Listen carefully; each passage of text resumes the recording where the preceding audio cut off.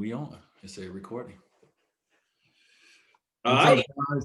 It's Dylan Meyer, DWade Edits. I'm here with the one and only DWade. What's up, bro? Listen, for everybody out there that has followed DWade Edits, how long, Dylan? How long have you been doing it? All right, so I've been doing it since I was 12. It's been about 8 years now. It's crazy how long it's been, but it's been a long journey, that's for sure. Well, that's dope, man. I appreciate you keeping what they call it, a legacy. I appreciate you keeping the legacy going. Even now that my career is over, even I look back at some of the things you post and I forget that I did those things. I'm like, man, it's pretty cool to be able to see it, So yeah, everybody out there, this is the guy who's keeping the legacy going. So we want to have a conversation, man, to everybody, and let's get it. Well, thank you for hopping on, by the way. Thank you for taking the time. So let's start with retirement. So for you, tell me about what's a day in the life of DWade now that you're retired. Do you have any specific routines? Do you dedicate a certain day of the week to basketball? Tell me about a day in the life. Well, my basketball, if my son is in town, if Zaire is in town, then I go to the gym with him, watch him work out. Sometimes we'll shoot together. But I don't really, outside of that, I don't really do a lot of basketball. I watch a lot because my job now is on TNT. So it's crazy now how I watch the game. I watch it so differently. Like when I was watching it back when I played, I'd be watching to see, the player that I'm playing against, or how the team is playing, or what offense they're running, or what defense they're playing, or whatever. Yeah. Now I watch it as a fan. I watch it as somebody who one day want to be a part of ownership to make decisions. I just watch it so different now than I watched it, my whole life. So it's kind of cool though, see it from a different lens or through a different lens. But a day in the life, it's kind of hard to speak on what a day in the life is. I mean, I think, being in this pandemic, a day in the life has been really my family, my wife, and, we have a 2-year-old daughter, Cobb, and my 13-year-old daughter, Zaya, who's at the home. Really, the day in life is getting on their nerve. I think I'm around all the time. So Zaya's looking like, when you going to go somewhere? When you going to go to work? And right now I'm not at work. So, but it's been cool. It's been cool to be able to get to know your family in a different way. Then to get a chance to get to know you as well. And so that's been the coolest part of this entire pandemic, which has obviously been tough for the entire world to deal with. But we've all got back to the essence of family. And that's been a good part about it. Yeah, and speaking of going to work, you have your Warner Media deal, the wine company, shoe company, you're on TNT. Are there any new hobbies that you picked up during retirement so far, or no? No, I mean, golf kind of take up any extra time I have right now. Outside, I'm getting more into listening to audiobooks. When I have a spare 20, 30 minutes of really putting in my headphones, listening to audiobooks. But outside of that, and all the jobs and all the work and being a father and being a husband and being all these things, golf is really taking up the time that I have that's extra. And so I suck at it, but I enjoy it. I suck too, so. We got to talk about this. Recently, the footage, you versus Zaire in the one-on-one. I loved watching that because it was raw footage. You saw you two going at it after the game. Zaire said, "You can't beat me," straight jumpers or whatever. Yeah. How did it feel playing against him? I know you played one-on-one before, but that game specifically, getting into it, how did that feel? Well, listen, I know as a father, I mean, it all comes to a point, and sometimes some people's, may go longer in their life, but at some point, the next generation is going to they're going to be better than you. Zaire's going to be faster. He's going to be stronger. He's going to be more athletic. He's going to, he's just going to be better than me. So I'm getting all my wins in while I can, but this summer playing each other was really not something that we talked about playing each other one more time. And I didn't think I was going to do it because I haven't been playing basketball, but I was at the gym one day. He had just finished working out with BJ Boston that's in Kentucky, Terrence Clark that's in Kentucky. He was working out with those guys. And I got on the court afterwards, was shooting around with my trainer, Chris Johnson. Shout out to Chris Johnson Hoops.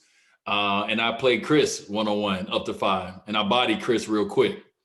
So Zaire was over there and I was a little loose, and I was like, you know what? This the time. So we started talking mess even before the game started. And once the game started, I started getting tired quick. So that's why I really had to go to the post, because my legs started getting tired because I'm not in basketball shape. Yeah. And I know Zaire can't guard me in the post. I told him that this entire time. I listen, as long as we play basketball, if I got 2 legs and 2 arms, you can't guard me in the post. And so that's what I did to him. And I knew it was going to frustrate him, knew it was going to make him mad. But that's how we grew up. That's how I grew up. My father did that to me and my brothers. You know, he made it tough on us. He never let us beat him. And when we got to the point where we could beat him, he wouldn't play us anymore. So that's If you probably cry, what you can't like, eat. Remember? huh? I said if you cry, you can't eat. Yeah, if you cry, you can't eat. So I told Zaire after that, man, you know, that's our family. And it's, Yeah. you know, me and Zaire have some, you know, one of the best father-son relationships, man. We, you know, we grew up together, you know, obviously having Zaire when I was at Marquette at 19, 20 years old. And now he's 18, I'm 38 years old. And to be able to then grow with him and have this relationship, we're so close. But when we get on the court, we compete, you know, just like anybody else. That's what I tell people. And that's what people don't understand about the LeBron and the Chris Pauls and the Carmelos is we are boys and we are brothers. But when we get on that court, we compete. And if anybody didn't believe that, look how I compete against my son. We talk to each other and all that. So, Yeah. but Zaire got it, man. Zaire is, you know, he's obviously I can beat him in the post, but if we play a full game, I'm not in shape. My legs, I ain't got it. I ain't quick no more. I ain't athletic no more. He can probably beat me if we play a game outside of just the post. But if we go on the post, he got a chance. Yeah, you looked good out there. So I just want to ask, have you ever thought about joining the Big Three League or not? Is that Nah, like a nah. If I was gonna keep playing basketball, I would have stayed playing in the NBA. You know, once I decided to walk away from that, it's over for me, man. Listen, everybody know I had knee problems my whole career. Like, you know, I got my yeah. meniscus taken out in college, and you know, I dealt with a lot throughout my career. So my body is not amazing. Where I'm like, oh, I'm gonna continue to compete. I might as well compete it with the Miami Heat if I was gonna do that. So I appreciate like the Big Three, or I appreciate you know, the TBT tournament. You know, all these different platforms allow players to get an opportunity to continue if they really want to. I'm okay with basketball. I'm done with it from a standpoint of playing it. Now I just love being a fan of it, and like I said, talking about it, and hopefully one day being a bigger part of it. So now that your career is over, do you feel you exceeded your own expectations of how great you would become? 100%, 100%. I didn't know the level of greatness I would be able to reach. You know, I probably was. I'm no different than you were as a kid, right? Your dream of playing basketball, you know, having a favorite player. Michael Jordan was my favorite player. I tried to do all the things Michael Jordan did. I didn't know that I was going to one day be able to play in the NBA. You know, it was a dream, but we all have dreams, and a lot of them don't come true often, right? So Yeah. to be able to not only make it to the NBA, to be able to get drafted as high as I did, the fifth pick when nobody projected me to be fifth pick, and then be able to have the impact I had immediately, you know, and then, you know, as I look back on my career now after 16 years and look at everything I've accomplished, I'm like, it seems like it's an out of body experience, like it's somebody else's life or someone else's, you know, it's like somebody else I'm watching. And Yeah. so it's just amazing to be able to say that I know I gave everything to the game that I had. I literally gave my entire body to the game. My surgeries, I had surgery here, I had 3 on my knee. And I'm feeling the effects now that I'm retired. But no, I don't walk away from the game dealing with any, like, I don't have any no hate in my heart for anything that the players will do. I want players to. I always said is what I try to do is what people did before me. People set bars, and they set those bars to allow me and other people to be able to reach that bar and hopefully jump over that bar. And I set a bar, and hopefully, you know, like I said, hopefully Bam in Miami can jump over all the bars that I set or that UD set with his rebounding record, because Alonzo set bars before us, and we was able to reach those bars and go beyond. And we wanted to continue to go. That's how the game grows, you know, so that's the goal.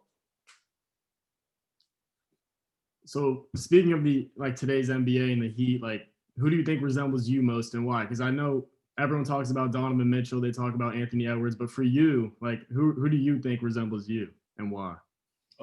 Donovan, I would say Donovan. He has a way better shot than I had, but obviously it's the time, it's the generation where you better have that, or you're not going to be as successful. But I feel like Donovan, we're both similar in body, you know, structures and types, you know, similar height, you know, dynamic when it comes to our ability to penetrate, finish. He's very creative. I thought I was a very creative player. I don't think I got enough credit for how innovative or creative I was on the basketball floor. With the many moves and different things that I had in my repertoire that I didn't have a go-to. I had about 7 or 8 or 9 go-tos, So I feel like Donovan is kind of in that same caliber. And his career may possibly be better than mine, but I feel like that's the player I look at and say, he reminds me of me. I'm sure some other players in the league that has a little bit of that, and a lot of it comes from that toughness. I was a tough player from the standpoint of like I hit the ground, I get up, I go at a 7 footer, he knocked me down, I don't care, I'm going again. Like just that's how I grew up. I grew up falling, getting knocked down on the concrete. So Yeah. getting knocked down on the wood was easy compared to the Right. concrete that my dad used to knock us on. Donovan could dunk on anybody like you used to too. I mean, Yeah, yeah.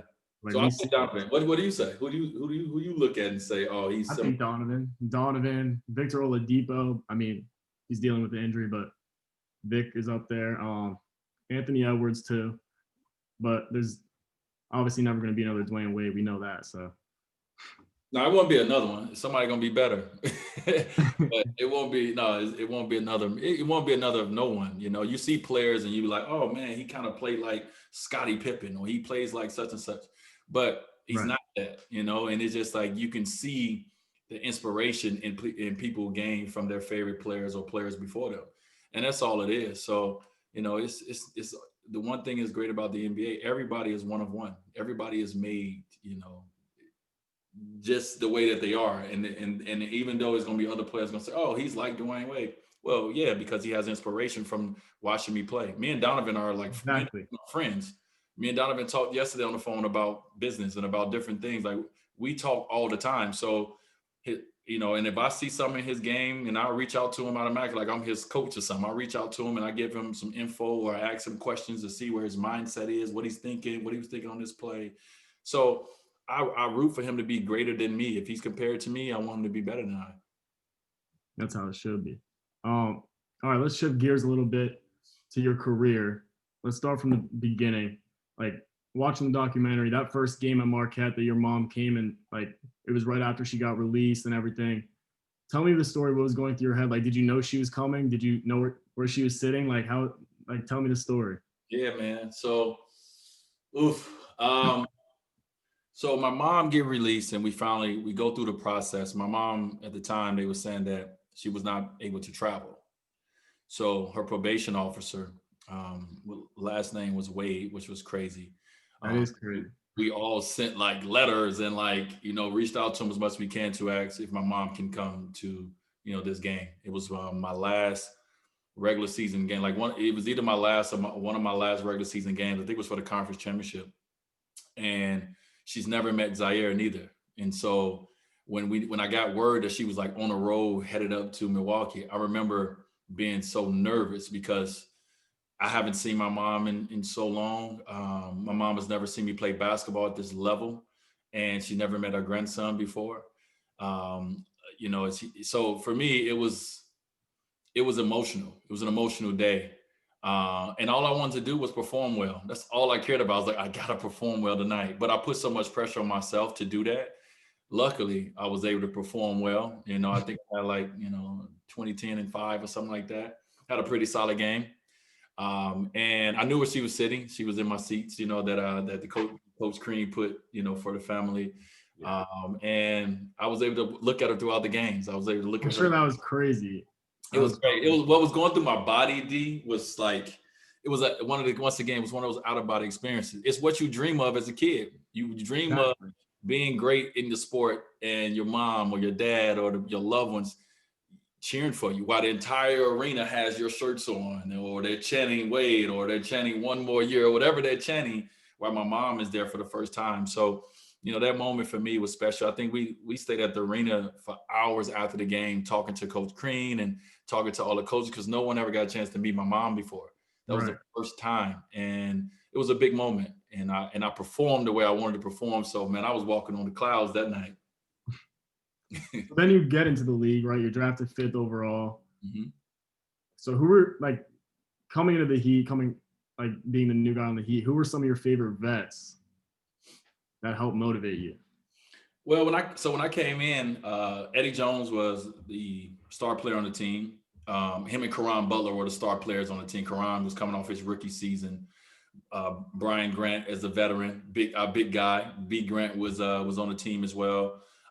We just had like a bunch of like dope individuals that eventually joined the team that year. Lamar Odom eventually joined the team that year. We signed him that summer. Rayford Alston, Skip Tumalu joined the team that year. Like we just had like some grown-ups. We had some adults on the team. And myself and Udonis just, came in and just wanted to be able to add to what they already had. We knew they were coming off a 25-win season. So it wasn't a lot of expectations for us, which was great because like anything we did was a plus, right? And we started off awful. We started off terrible. But the vets were so good with Udonis and I of being tough on us, but not being too tough, making us get up on the road and go get coffee and making us grab bags and making us do all the rookie things, but supporting us and making sure that we knew everything about the game and off the court, how to handle ourselves and how to deal with the Miami Heat organization and their structure and their foundation, because it was different than most. But so I would say, and I've always said, Lamar Odom helped me a lot. Karan Butler helped me a lot. Eddie Jones' little fashion game helped me a lot. Like he used to come in thinking he was the cleanest dude in the world.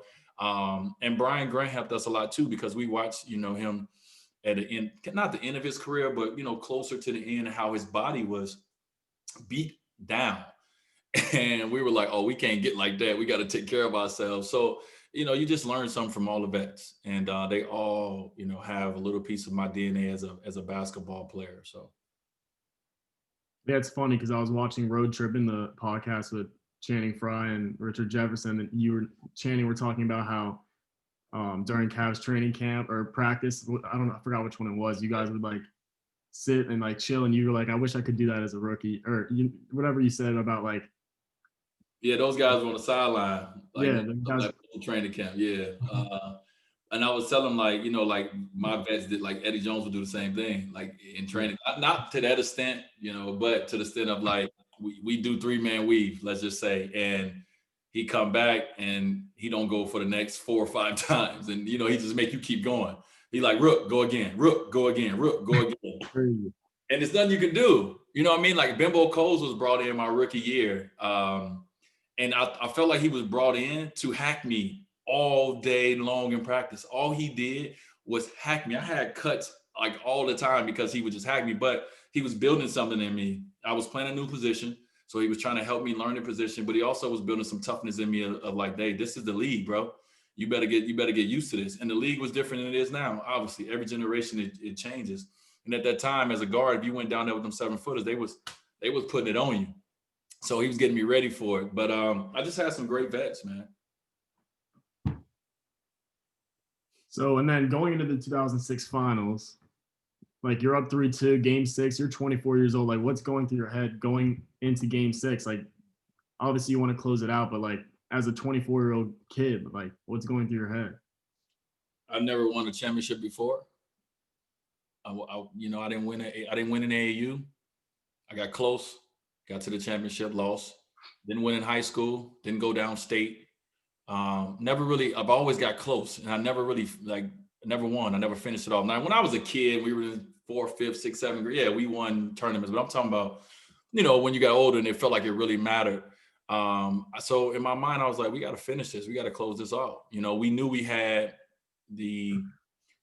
everything has shifted into our direction. Like at first, Dallas they had the momentum, they had the rhythm, they had everything, and we had to figure out a way to break that. And we eventually cracked that code and won that game. And then the media talk and players talking and owners talking, and it started becoming a whole thing. Now we like, okay, we in their head a little bit, so let's attack. And so we end up winning 3 in a row. And then once we got to Dallas, it was like, listen, we know there's going to be a tough game. We know they're going to give us everything that we can ask for. We know Pat Riley talked about they're going to make 2 early runs. We got to be able to withstand those runs and still be able to be close enough to be able to make our push and our attack by halftime. So we had a plan as a team. and everyone played their role, man. I mean, you see the blocks by Zoe, you see the corner three by James Posey, you see the big game by UD and the big rebounds and the big defense. The elbow shots. Yeah, you see, you see everybody, you see Jay Will, you see everybody just, doing with their part, man. And like we as a team, like we came alive at the right moment. So we felt that continuity, like building that was our first year together. And we felt it building as the playoffs went on. And so once we got to that game, I was like, just like I did in game 3, I was like, I'm not gonna let us lose this game. Like I felt at that point, I felt I was the best player in the series. And even though Dirk was a better player than I was at that time, I felt like in that series, I was the better player. And so I felt that no one could do what I could do. No one can go to the limits that I can go to. And so I was very confident once we got that first win that we was going to win the series, but we had to do it. So I think 36-10 was good enough to be able to top it off. Definitely was. But all right, so speaking of finals, are you disappointed that you didn't get to ever play Kobe or LeBron in a final series? Or Yeah, I am. I mean, I wanted to at least play Brown in the Eastern Conference Finals. we were so close. We were so close. 2016. Oh my! In Game 7. Yes, because I'm a competitor, and whether them guys had a better team or not, or I had a better team whenever we would have met, it didn't matter. It was more so just to be able to have that story, to be able to have that moment, with some of the best players ever played a game. And I never got to have that moment in the playoffs, because that's, for me, I felt like that's when I played my best basketball, especially when I was younger, was in the playoffs. I went to a different level, when the playoffs came. So I wanted to be able to see those guys in those moments and stack myself up versus them. And I never got a chance to do that. So if it's anything in my career, I'm like, man, I wish I would have did. That would be one of the things. I wish I would have played LeBron or Kobe in the East. That would have been crazy. Yeah, that'd have been dope, man. It really would have. But yeah. So fast forwarding to the 2008 Redeem Team documentary that you were talking about. I'm sure it's coming out soon. But what was it like playing with Kobe? And then, like, furthermore, talking about Kobe, I know you told like a crazy story about him in the Olympics, but like, do you have any crazy stories about yourself? Like anything you could tell Wade fans that they don't know throughout that year? Because you had ball Wade was crazy. So I want to hear. In 08? Yeah. Man, you know what? I think like I've talked about it, man. So it's, and the weird part about things is you grow up idolizing people. I grew up idolizing Michael Jordan, Kobe Bryant, and Allen Iverson. Those are my 3 favorite basketball players that I try to take a piece of all their game and put it into mine. And then you go from idolizing, wearing their jerseys, wearing their sneakers and all this, to now you're playing versus them in the NBA. Like the next year, you're like, oh, this is crazy. And then immediately when I come in the NBA, Shaq comes to Miami the second year. So now it's me and Kobe is pitted against each other. And I'm like, wait a minute, that's like one of my favorite players. Like, don't pit me against him. Like, I love this guy. But it was the competition, and I got to now show up. I knew that Kobe, obviously Jordan was my favorite player of all time, which I thought was the greatest. And I knew Kobe was the second greatest shooting guard of all time and so forth, and one of the greatest players of all time. So I'm like, if I can get this guy right here to respect me, then I'm doing something with my career. So I went through that process, and then now we get to the Olympics, and now we're teammates. And so I'm coming off injury. Kobe, first time on the team because he never played in the Olympics, and this was his first time playing in the Olympics. And you came off the bench too. I came off the bench, yeah.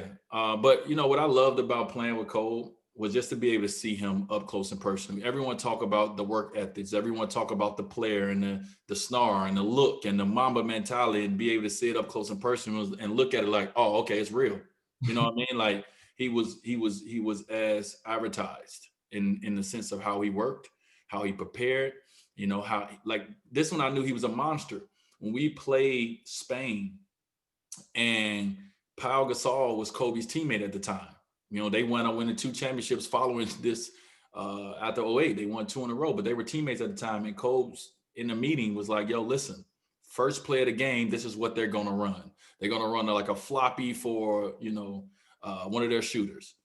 I'm going to be guarding who that person is. And Pau is going to set the screen. I'm running straight through Pau.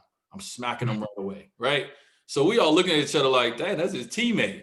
And he was like, I'm setting the precedent of what this game is going to be and how it's going to go immediately. And it happened perfectly, exactly how he said. And he ran through Powell, boom, got a foul. So maybe talked a little to Powell. And and that's how Kobe was. So to be able to see that up close and personal, to see that he was as advertised, as how you meet somebody, you want them to be the way that you imagine them to be in your mind. That's Yeah. how Kobe was. Like I imagine him being away, and he was exactly like that, and it was perfect. So you were talking about MJ obviously being your idol, but like, did you ever build a relationship with him throughout your career, and like explain like the first time you ever talked to him, how crazy that was? Because it's Yeah. kind of like what's happening right here, honestly. So to answer the first question, yeah, I built a relationship. I was with the Jordan brand for 3 years. Obviously, Jordan has every say so on who comes over to the brand. Yeah, I'm saying before that though. Before I went to Jordan brand, Yeah. Like, how did yeah. I mean, I just met him a few times. Like, like I remember the first time I met him. Actually, I don't think a lot of people even know this story.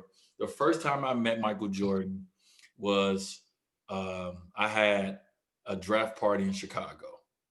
I had a draft party in Chicago, and my cousin came into the club and was like, "Yo, they won't let Michael Jordan." They was like, "Yo, they won't let Michael Jordan into the club." And I was like, "Bro, Michael Jordan's not here. What are you talking about?" He's like, "Bro, he's outside." I said, "Jordan's not outside, bro." He's You like, thought he was messing with you. "Yeah." I was like, "Why are you messing with me, bro? Jordan's not here." He was like, "Bro, come with me." So we ran, boom, out the front door, and Jordan is sitting outside on a motorcycle with like 30 people, and they got like motorcycles on the street. And I'm like, yo, I run up to him, and he's like, yo, young fella, I just wanted to come and show you some love. You know what I'm saying? Like, congratulations on being drafted, so forth and so on. So we had like this moment outside, and I'm sitting there like, I just met Michael Jordan, came to my party. Like, that's what I'm thinking. Like, so and then as my career went on, like we had other meetings, All-Star Weekend. I got this picture where he was walking through All-Star Weekend. It was at Alonzo's. That was my next time getting a chance to no, I'm sorry, my second time getting a chance to meet him. I'm gonna tell you this story. I was going back to Chicago for my first game in Chicago. The game before, we were in Washington. I went up for a rebound with Jared Jeffries, and I ended up falling and coming down on my wrist. And Okay. I went up hurting my wrist, and I knew my wrist was messed up. Like in my mind, I was like, I broke my wrist. But we had to play the Bulls, and we were going to Chicago. And I remember saying, like, I'm not going to play. I'm not going to like embarrass myself for the first game back home. And we get to Chicago. We go out to like a little bar or whatever the case may be, whatever we went to. And Jordan was there. And once again, I'm like, oh shit. And he was like, yo, young fella, because I was balling. I think I had like maybe 7 20-point games in a row leading up to this game. And he was like, young fella, I've been watching you, man. You've been doing your thing. I can't wait to see you tomorrow. So I'm like, I wasn't going to play. Now I have to play. So Right. I ended up playing. I think I had like 10 points, and I didn't really play great, but that was my second time seeing Jordan. So like I got all these moments when I seen him and like had moments with him and conversations with him before I got to the Jordan brand. And every moment was like the best moment ever. I'm sure it was. That's crazy though. Yeah, I mean, it's my idol, you know what I mean? Like I picked up the basketball because of him, I mean, outside of my dad pushing it in me, I wanted to be an NBA player because of him. So to be able to have those interactions and him to be able to know me and be able to talk to him, like that was just bizarre, man. It was surreal. Yeah. So in 2013, you stated that your third ring was the sweetest of them all. I just want to know, and I'm sure Wade fans want to know, what made that ring so much sweeter than the other two? Uh, just everything I was dealing with in my life. You know what I mean? Personally, I dealt with a lot of things. And I felt like 2006, I was young, and was it great for my career that I got one young and I won Finals MVP? Yeah, but that championship was for Lonzo. It was for Gary Payton. It was for Antoine Walker. It was for James Posey. It was for Jason Williams and so forth and so on. It wasn't for me and UD. We were young. The second championship was for LeBron. It was his first championship in 2012. It wasn't for us. To help our brother get over that hump and finally win that championship that we knew he was going to win, and multiple of. And then that next one, personally, that was for me. That was my championship. Like I took that like this one is my third one. Everything with number 3 for me is important, and everything I was dealing with personally, man. My body was shedding down on me. I was contemplating retirement. A lot of people didn't know that. I was contemplating retirement after that season. Even though I still, probably have money on the books, I just was in pain. And I just was like, if this is my last time winning the championship, I'm going to enjoy it. And the thing is, what's cool about winning multiple championships, and I'm not bragging for anybody out there said he's bragging. What was cool about winning multiple championships, once you win one and you didn't do something, you like, ooh, if I win another one, I'm going to do this. And so we won two. And then after that, I'm like, dang, I forgot to do this. And so when the third one came, I just took my time. I did everything that I always wanted to do. I went on the court in the confetti and I did the snowman thing. I went in the locker room. I got my Michael Jordan cigar moment with the champagne. Champagne on me. You know what I mean? Like, I got all these moments that I always said, if I win one, I'm going to do. And eventually I got to that third one and I did everything. So, and I knew that, we were, and I also knew how the game went. I knew we were good, but I knew we were getting older too. I knew that, we had just went to the finals 3 years in a row. I understand that, three-peating is tough and a lot of people haven't done it. Did we think we could do it? Yeah, but I knew that the times were slipping away. I was getting older. My body was shutting down. Before I, obviously, started working with David at DVC and, was able to get my body back to be able to perform. But before that, I was thinking about not playing the game any longer. So that third championship in 2003, it meant everything for my career, at that moment, because I also knew that not a lot of people have won 3 championships in our league. So I knew that we were putting ourselves in a different category as well. So it was special. And then after that, going into the 2014 season, like that finals versus the Spurs, everyone was struggling. It was tough to watch. That was tough. That was like, was there ever doubt in your mind, like this is it with the big three, or? I wasn't thinking about like this is it with the big three. Personally, I was just going through so much physically. I was thinking about like what I needed to do if I was going to continue to keep playing, what I needed to do to, be better coming back next year. We went to the finals 4 years in a row, so LeBron was at his peak, at that time, and I was on my downslide. When he first came to Miami, I was at my peak, so it was a tough time to deal with that. But ultimately, like I said, I wasn't worried about losing the finals. It sucked losing the finals, but you can't win them all. Michael Jordan did, but you can't win them all, But once again, I was like, man, this may be it for me. But I'm here, so it was just a lot going on, man. And even though we lost, I didn't perform. I didn't feel great. Like my body was so bad. And San Antonio was playing so well. They were playing well. It wasn't meant for us. We was winning in game 1. LeBron cramped up at the end of the game. We wound up losing. And then we won game 2 in San Antonio. Like, we're in a good place. And then they just blew the doors off. And so it was their championship to win. It wasn't for us to win. So I was okay with that. But I did not think that was the end of the big three. I thought that, we'll do what teams do. You go, you have 3 star players, whatever the case may be, and you build around them and you try to come back and revamp. And, guys take, maybe less money or a lesser role or whatever the case may be to continue to keep going. So I didn't see it coming at that moment, though. So if the big three did stay together, do you think we would have won more championships in Miami? Yeah, I think so. I felt that, unfortunately, like if things would have happened with Chris the way it did, it would have been tough. We know LeBron got broad shoulders and he can carry a lot, but, it would have been tough. But I felt that, I eventually got my body right. I feel like, that next season I got a little better than the season after that. And the season after that, like, I feel like I wasn't jumping over, putting my elbow on the rim no more, but I was getting the job done. And so I felt that, we would have, because, as you know, Pat Riley and Mickey Harrison and the front office would have did everything they could to put the right pieces around us to make sure that we can keep competing for a championship. But it wasn't in the cards. LeBron had another plan for his own career, and it's his right to have a plan for his own career. And it didn't consist of being in Miami, past those 4 years. And, so we move on. All right, so I got to talk about this. The purple shirt guy, right? 2016 versus the Hornets in Charlotte. It's game 6. We're down 3-2. I knew you're going to have a big game. I remember exactly where I was watching this. I was at Duffy's. All my boys were watching. What did you say? I said, I'm glad you knew I would have a big game. Oh, yeah. I was like, come on. Back against the wall. It's DWade. But I need to know what was said between him and you. I know he said like something about you like should retire or whatever. I want to know what you were saying back. Like after you hit that three, you were in his. Yeah. I don't know. I don't remember what I said at that moment. I just know like he was in my ear the entire second half. The first half I was playing very well, and then I like missed like I probably was like 1 for 9 out of my next 9 shots, and he was just in my ear. And I hear certain people sometimes I don't know why certain people just you can hear them in an arena full of people yelling, screaming. Sometimes it's one voice you can hear, and he was that voice that night.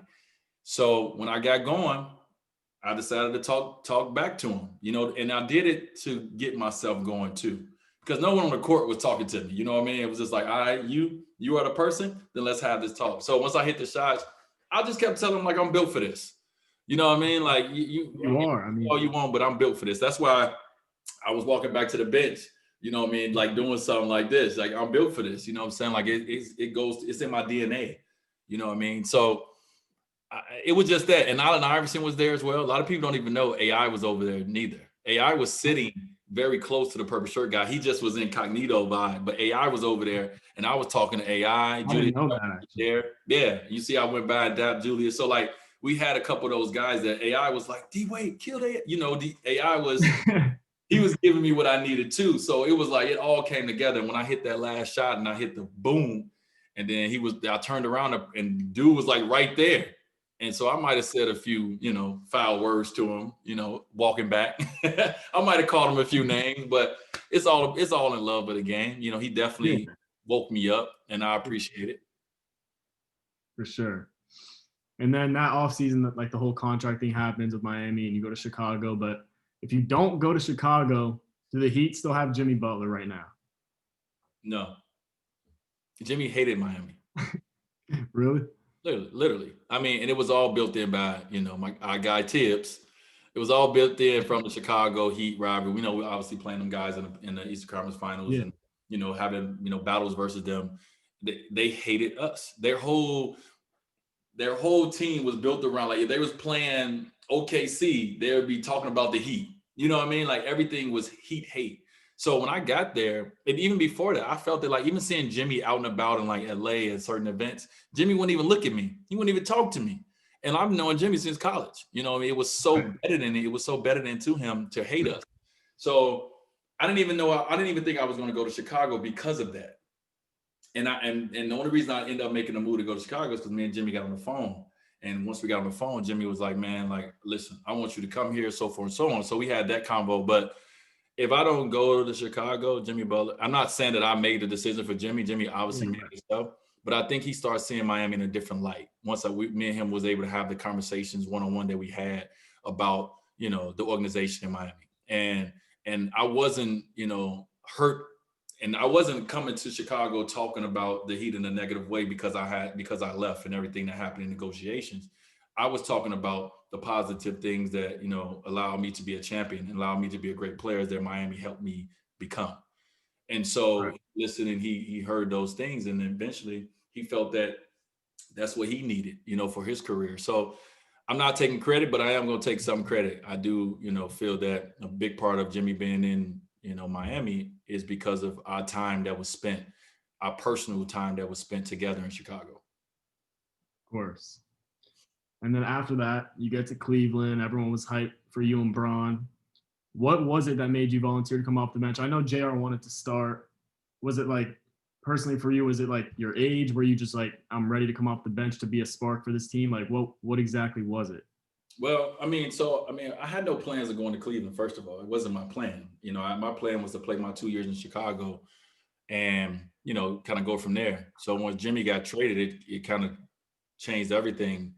And, I had to make a decision at that moment. Did I want to go back? I'm older at this time, and I was like, I ain't got many more years left. So do I want to? I thought you were going to come back. I was like, well, that was an option, right? So I get bought out, and, thank you to the Bulls for, not drawing it out, making it quick, making it easy, letting me out to go, continue my career somewhere else as they were in the rebuilding phase. And me and Pat Riley and I have never really had a conversation since I left. So when I got bought out, at this moment, we still have never talked about everything. And I was still, my pride, my ego, everything was still hitting. It was still hurt. So, Of course. it was like, hey, are you going to go back to Miami? I was like, hell no.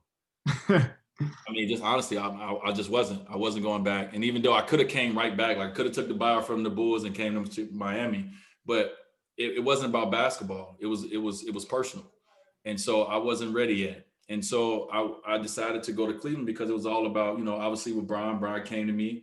He gave me his recruiting pitch, and it was all about, man, I want to compete for a championship. This guy is going to the finals. It's like I want to be there, and I want to be able to help them get over the hump because I felt like I had enough to add, still at that age. Because I had a pretty decent season in Chicago. A lot of people don't talk about it, but You had a great season.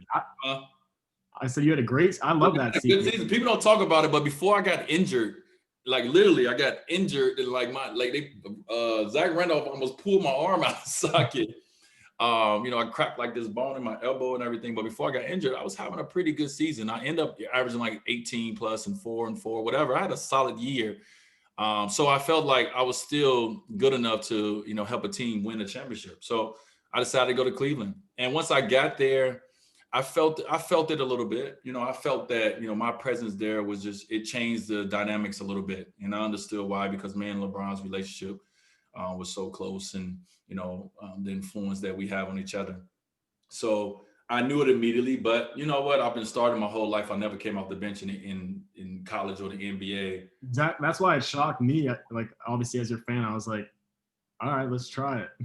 Well, why I did it was, one, I didn't feel like I was good in that starting lineup with those guys. The team was built around LeBron and Kevin Love.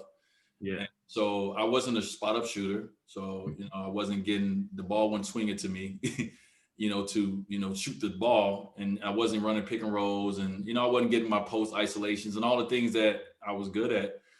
So after 2 games, I just was like, okay, JR would be better in this lineup than me. He's a shooter. This is what he do. He has a, continuity. So I just went to Ty Lue after the second game, was like, yo, Ty Lue, take me out. He was like, what? I said, take me out of the starting lineup. And you know what, to be honest with you, I think I knew all along that I didn't want to be in the starting lineup, but, I've been there my entire life. So I was like, I'm going to try it out. And I had more fun in practice. And when we practiced, I played with the second unit all the time anyway, because I think they knew eventually I was going to run the second unit. So, because I was like a backup point guard. We had Jose Calderon, but we had me as well. So it was a funner unit for me to play in. I got a chance to play with Kevin Love at times. Got a chance to play with Brian at moments. I got a chance to play with Channing Frye, my guy. Hal Korver, Tristan, just like a good group for me to play with. Jay Crowder and so forth and so on. So it was the perfect situation for me. And once I got into the second unit, I actually started feeling comfortable in Cleveland a little bit. I had some big games, once I got comfortable in my role. And we were rolling. We won like 13 straight games. We were rolling. Everybody was doing their part. And then, we lost some games and then we got traded. By the way, a lot of people think that if you, D Rose, IT, all these people didn't get traded, you guys could have had a better shot. The Cavs could have had a better shot at the finals. I don't know, man. I mean, we don't know because it didn't happen. But, Golden State, let's not take away, Golden State was good. They were rolling, and it would have been tough to beat them no matter what team Cleveland would have had. But do I think I could have helped in that finals? Yeah, I think I could have, but I don't think we would have won. Everybody and I would have just been able to help at the same time. So, but honestly, it was a perfect time, Dylan, for me to move on from Cleveland and to go back to Miami. And it was a lot because of my personal, things that was going on in my personal life with my agent, Henry Thomas, rest in peace. I just passed away on the 27th of January. And how everything works, man, is just crazy because, Pat Riley and Andy and those guys came down to, the celebration that we had for Hank in Chicago in February. I think it was like February 2nd. And that was my first time seeing Pat, talking to Pat or anything, he just came up to me and I remember I was standing there and he just put this hand on my shoulder. I knew it was Pat, he turned around and I appreciated him and Andy. And I don't know if anybody else was there, but I appreciate them for being there because, it's an agent and they deal with all kind of agents and they have good dealings and bad dealings with agents. And the fact that they showed up for Hank was big for UD and I. So we appreciated that. And just that conversation we had real quick. And a week later, I was traded back to Miami. And I said, okay, obviously I had to say yes, but everything worked itself out. And I needed that because basketball just wasn't the same for me after losing Hank. Yeah. And Cleveland was a lot going on at the time. And I just wasn't happy no more in just period in life. And so that trade back to Miami kind of gave me like, it re-energized me. It brought me back with my family. The kids were in Miami. We It was like it was meant to be almost, honestly. yeah, it was, and I think I needed that. I needed to go there. I needed to get that experience, and it was a perfect storm for me to come back at the time I did, and I felt the city needed me once I got back as well. I think with everything that happened in Parkland a few days after I got traded back, I felt that I was important for the city. As a face and a voice, as a comfort, and as someone who they know is going to fight for them, and support them. So I thought it was important the timing that happened that I came back. I agree. All right, this is a question I've always been curious after watching the doc, especially like seeing you jersey swap with everyone. Well, first, who is your most memorable jersey swap, or you don't have one? Like you just have. They're all memorable. I mean, they all not memorable. Like it's something that stands out over others. I can't say I remember every person I gave my jersey to, and I remember the moment of the conversations. But to be able to do that, to look at other sports like soccer and football and see that this is something that these guys have done, and it wasn't like a real big thing in the NBA, even though guys have given jerseys away. It was never like a swap like that. So I was like, you know what? I want to make something special to my last season. What can I do? And that was the thing I chose to do. But if I could say anyone was memorable, it probably was LeBron in LA. That was a moment in LA at the Staples Center. Like it gets no brighter than that. The stage gets no bigger. It was like the end. That at that moment, for the first time, it felt like the end was coming. And it was actually a little emotional moment because that's when I realized, like, damn, like I'm not gonna have these moments again. And I live for those games. I live for those moments as a competitor. The brightest lights, the biggest stage, give it to me. So that's the first time. But that was probably the most memorable because of because of me and LeBron's, relationship throughout our career. But also too, just being in LA, being on that stage, being in that moment and realizing that this was it. This was the last time I was going to do this. Where do you keep all these jerseys at?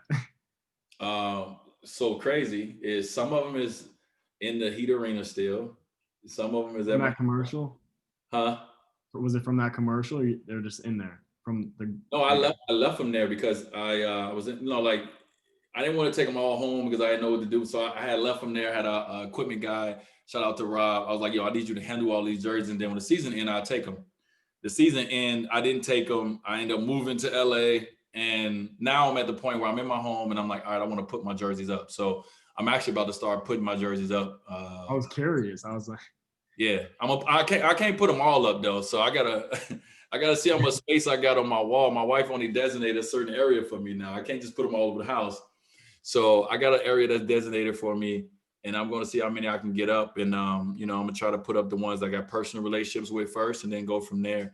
But I got a lot of jerseys, man. Not only do I got jerseys from NBA players, I got retired NBA players jerseys. Like I work for TNT, so my recruitment, I got Shaqs, I got Grant Hills, I got Charles Barkley, I got Kenny. Like I got everybody's jerseys now, Chris Webber, and like so many greats. So like it's gonna be pretty cool once I put them all up. Yeah, definitely. Isaiah Thomas, that was a big one for me. I'm sorry, Isaiah brought his jersey to me personally. Like that was dope. So it would have been cool to see you and MJ too swap. Yeah, man, I wanted to find a moment to be able to do something, but it was, it was tough. Yeah. Jerseys, like what I'm saying. Like so, I didn't have that moment with him, but I had it with most of everybody I wanted to. That's good. Who guarded DWade Wade better than anyone else in the league? Great question. Who guarded me better than anybody? I would say it's probably two players that come to mind, and it would be Tony Allen and Avery Bradley. I knew you would say Tony Allen. Tony Allen and Avery Bradley probably guarded me the best of anybody. Avery Bradley because he got, and I'm not just saying this because he's in a Heat jersey now, but Avery Bradley got so low. He got where the ball would bounce, right? And so it's hard when a guy that can move as quick laterally as he was able to move and as aggressive. He's aggressive defender at the same time. Like he loves it, and he's so low. So it was a little hard at times to be able to like make your moves and dribble with him being right there where the ball is dribbling. And everybody, Tony Allen was he's just a beast, bro. You know, I mean, he was a monster on defense, and he loved it as well. But those games are my favorite games too, because like you learn a lot about yourself. You know what I'm saying? So, but I give it to those two guys. There's many notable games of your career, obviously from Game 3 of the 2006 Finals to Game 6 versus the Pacers, Game 4, etc. What is your favorite game? Because you talked about your favorite moments, your favorite shot. I don't think you've said your favorite game, unless I haven't seen it. But I don't know. I mean, my favorite game. I mean, I guess if I gotta pick one right now, and I mean I can go. I'm sure each time this question is asked of me, I could pick a different game because I had so many games that I just love. But right now, my favorite game would be Game 6 of 2006 NBA Finals because it was the first moment that I realized that I'm a champion and I can do it. You know what I mean? Like you don't know you can do something until you actually accomplish it.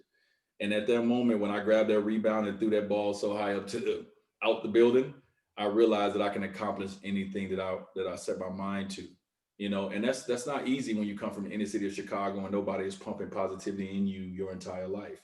So right. to be able to go through all the no's and everything I went through in my career to get to that moment at 24 years old, third in the league, to win that championship on the biggest stage, that was probably my favorite game because like I rose to the challenge. I didn't back away from it. Like we could have easily went up there and lost 2 in a row, and it would, but we didn't, and I didn't. So I would say right now that's probably my favorite game.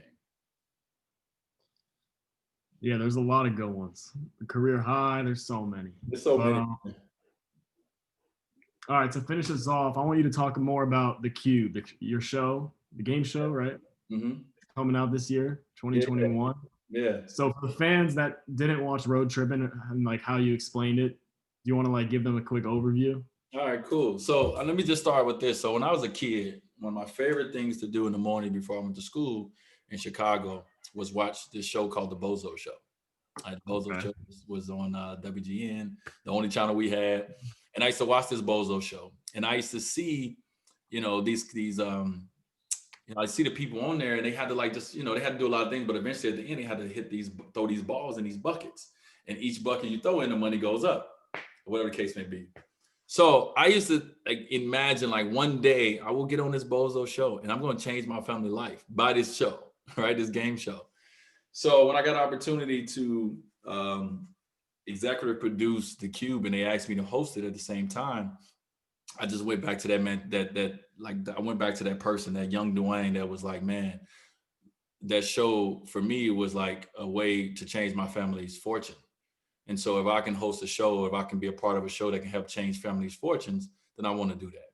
And so I decided to host the Cube. The Cube is a show that's been in the UK for 12 years now. 12 seasons has been going in the UK. So it's been a successful show. And this is the first year that we adopted it over here. Warner Media did. And so the show this is the basis of it. It's for $250,000. You have to beat 7 games to win $250,000. Now, each game, the money goes up, but also the game gets harder as it goes, right? You got 9 lives to do so. So, example, first game may be, Dylan, take this ball, throw this ball in the bucket, but you got to throw it behind you. You got to make the bucket. You may miss it the first time. It's like being in your room right now, ball up a piece of paper, throw it in the trash can. You miss it the first time, that's a life. So now you have 8 lives left. If you make it, boom, you come out, you just won $10,000. Because each game, the first game is 10,000, next game is 20,000, then it goes to 50, and it just goes. Do you keep that, or do you 1,000? Do you keep that though, or do you like in the next round you're risking that for more? Like you're risking it if you go back into the Cube. So when you come out and you got money, right? So Dylan, you come out and you won the first game, you got $1,000. I'm like, the next game is worth $10,000. Let's take a look at the game. You take a look at the game, you like, I want to play it. I'm like, well, listen, once you walk inside that Cube, you can't come out. once you go in there, you gotta risk all your lives when you go in there. And so the cool thing about it is being able to see people. And the crazy thing about it is people come in with game plans, like, all right, I'm gonna do this and I'm gonna do that. But when they get there, your ego, your pride, or just the moment, everything takes over and you forget your game plan. So in my first season hosting, what I learned is that you get so attached to the contestants' stories, their background, what I mean? The reason they're here, why they, some people is probably there because they want to send their kids to college. Some people want to give money to certain charities and certain foundations. Some people need to get money to keep their lights on. It's all kind of things. So you get attached. Change people's life too. Yeah, it really can change people's lives. And I'm not lost that $10,000 is a lot of money. You know what I mean? Like, it's not lost on me that that's a lot of bread. So when my contestants get to that point where they've won 10,000 or 20,000 and they want to go back inside the cube, I'll be like, wait, hold on. Like, you understand that you can lose all that money. I know you want to go in there and that game looks easy, but like the goal was to come here, win some money so you can do X, Y, and Z. But you see a lot of people like, nope, I'm going back in. And I'm keeping my money. I'm keeping mine. Yeah, well, that's what you say now. But you get in there, Dylan, you see a game, you like, I can do that. Wait, do the lives restart or no? No. Once you start it, so the cool thing about it is you get 9 lives, but you also get 2 assists. So you can call on the cube at any moment to simplify a game for you, right? So if it's a game where you can't beat, you can call on the cube to say, all right, can you simplify this game? But you also can call on me as the host, but also you can call on me to come in and beat one game for you. But the only thing is I can lose your life. So if you got 5 lives and you like, this game is hard, DWade, I think, as an athlete, I think you can beat this. I'm gonna want you to go in and play. I'm gonna be like, okay, but I can lose your life. So just understand that. And some people be like, yes, and some people be like, no. So it's just a cool game. I think it's a game for everybody, man. What I love about it is like anybody can play it. It's not a tough game physically. No matter how old you are, no matter how young you are, I think you can compete at this, and I think you can appreciate and enjoy it. And so I can't wait till it come out. This is my first time doing something like this, so hopefully everybody have a little patience with my hosting ability.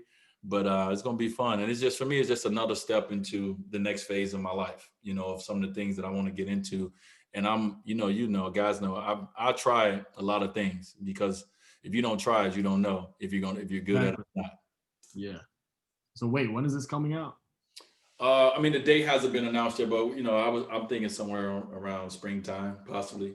They haven't announced the date yet, So I'm excited. I haven't even seen the footage cut up yet. Like I'm waiting to like see everything cut up, so I know like if I suck or not. You know what I mean? Like this, like I've never done nothing like this.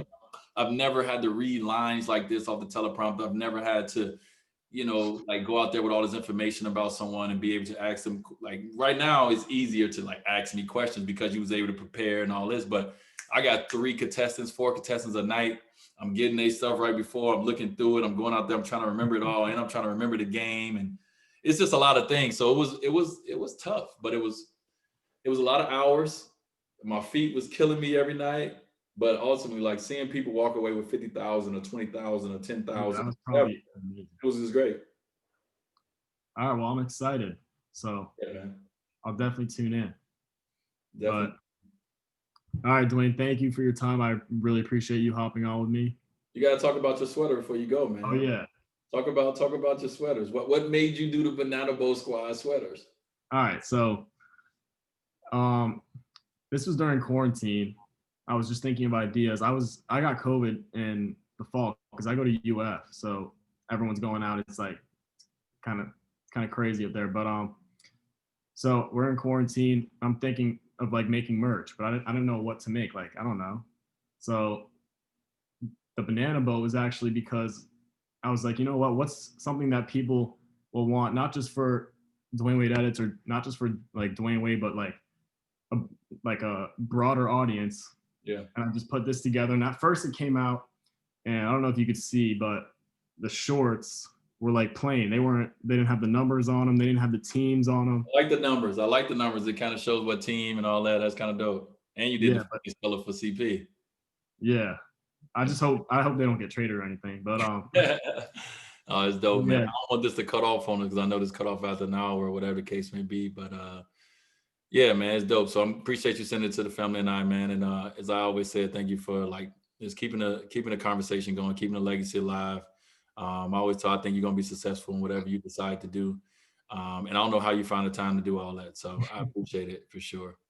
Of course, Dwayne. Thank you. So, All right, bro. Everybody out there, man, keep following my guy Dylan, aka DWade Edits, man. He's gonna keep giving you guys everything that we need to see and show y'all how bad I was as a basketball player.